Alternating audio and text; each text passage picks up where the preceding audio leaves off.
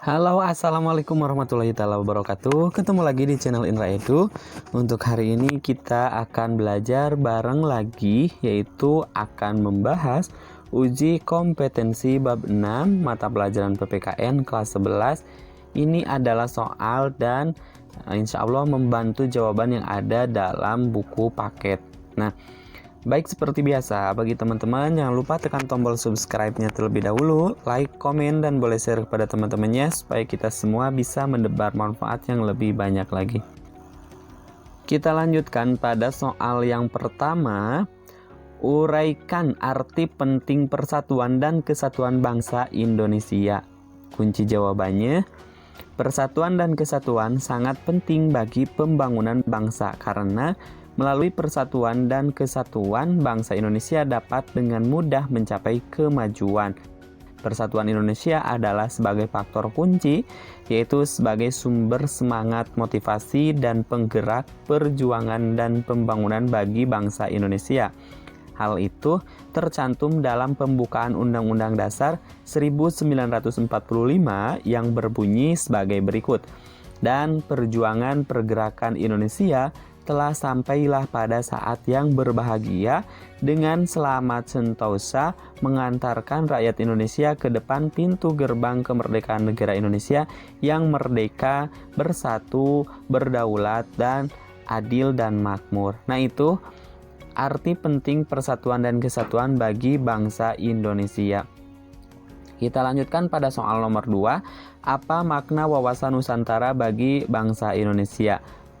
Baik, kita lihat kunci jawabannya.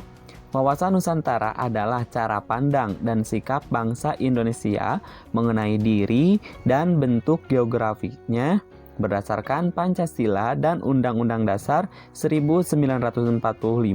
Dalam pelaksanaannya, wawasan Nusantara mengutamakan kesatuan wilayah dan menghargai kebinekaan untuk mencapai tujuan nasional.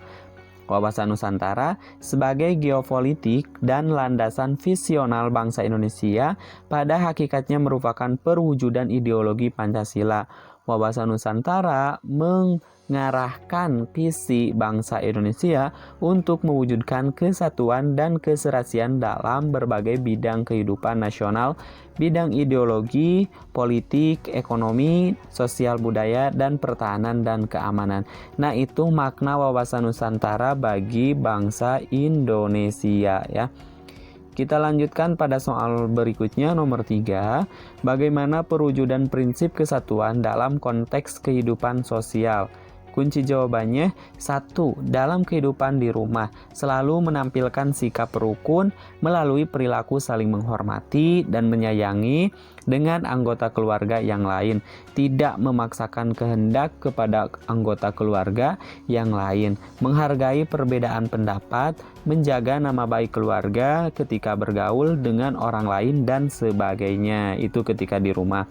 Yang kedua, dalam kehidupan di sekolah, yaitu harus senantiasa menampilkan sikap dan perilaku saling tolong dan saling menghargai dengan teman. Menghargai dan menghormati pendapat teman, tidak membeda-bedakan teman dalam bergaul, menghormati guru, dan sebagainya. Yang selanjutnya, dalam kehidupan di masyarakat harus tetap menjaga kerukunan warga dengan sikap tolong-menolong, saling menjaga perasaan, saling menghormati, saling menjaga hak orang lain, tidak membeda-bedakan suku, agama, dan daerah, terus juga bersikap arif, mau bekerja sama dengan orang lain, serta mau bekerja keras dalam membangun bangsa. Itu perwujudan sikap kesatuan dalam konteks kehidupan sosial. Yang pertama tadi dalam kehidupan di rumah atau dalam keluarga. Yang kedua yaitu dalam kehidupan di sekolah. Yang ketiga dalam kehidupan di masyarakat. Nah, kita lanjutkan pada soal nomor 4. Apa saja yang menjadi keunggulan bangsa Indonesia? Keunggulan-keunggulan tersebut menurut Dadang Sundana diantaranya adalah sebagai berikut. Ini adalah kunci jawabannya. Yang pertama yaitu jumlah dan potensi penduduknya yang cukup besar, yaitu menempati urutan keempat ya, menempati urutan keempat di dunia setelah REC, terus juga India dan Amerika Serikat. Yang kedua yaitu memiliki keanekaragaman dalam berbagai aspek kehidupan sosial, budaya, seperti adat istiadat, bahasa, agama, kesenian, dan sebagainya. Sedangkan yang ketiga yaitu dalam pengembangan wilayah. Kita mempunyai konsep wawasan Nusantara sehingga sekalipun terdapat berbagai keanekaragaman, namun prinsipnya kita tetap satu pandangan, yaitu memandang bangsa Indonesia merupakan satu kesatuan ideologi, politik, ekonomi, sosial budaya, dan pertahanan dan keamanan. Terus juga yang selanjutnya keunggulannya yaitu semangat Sumpah Pemuda yang selalu merasuki jiwa dan kalbu bangsa Indonesia sehingga dalam pergaulan yang ditonjolkan adalah bangsa Indonesianya, bukan dari mana asal daerahnya.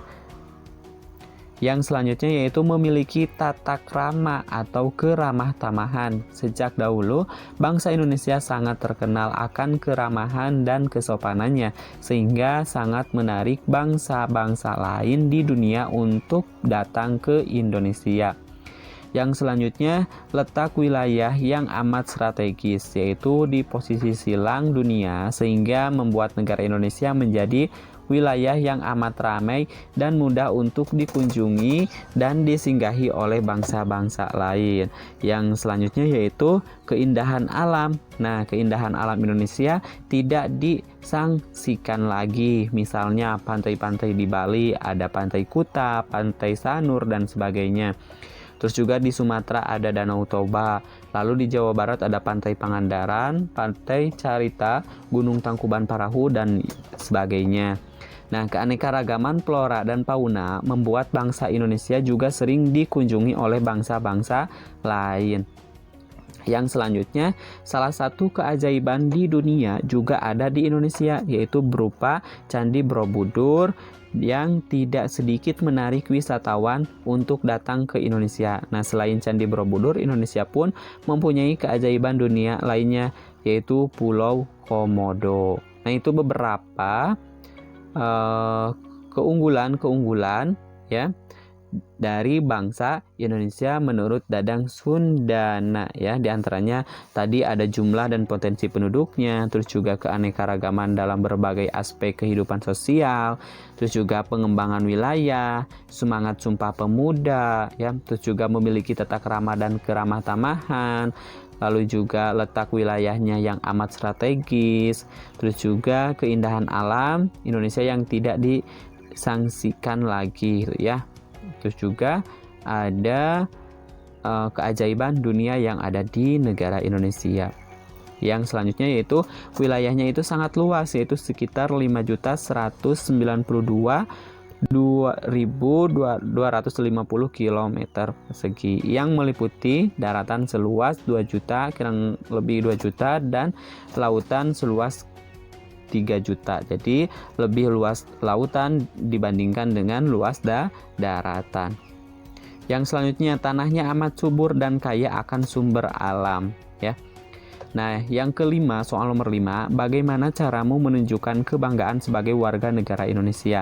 Kita lihat kunci jawabannya. Yang pertama yaitu kita harus senantiasa mencintai bangsa dan negara dengan berperan aktif sesuai dengan bidangnya masing-masing, sesuai dengan profesinya masing-masing, sesuai dengan keahliannya masing-masing. Ya, seperti itu. Yang kedua itu mencintai produk dalam negeri. Yang ketiga, menjaga dan melestarikan lingkungan hidup di mana kita tinggal. Nah, itu beberapa kebanggaan atau cara menunjukkan kebanggaan kita sebagai warga negara Indonesia. Salah satunya kita harus mencintai bangsa dan negara dengan berperan aktif ya, ikut serta ya dalam bidang kita masing-masing, dalam profesi kita masing-masing.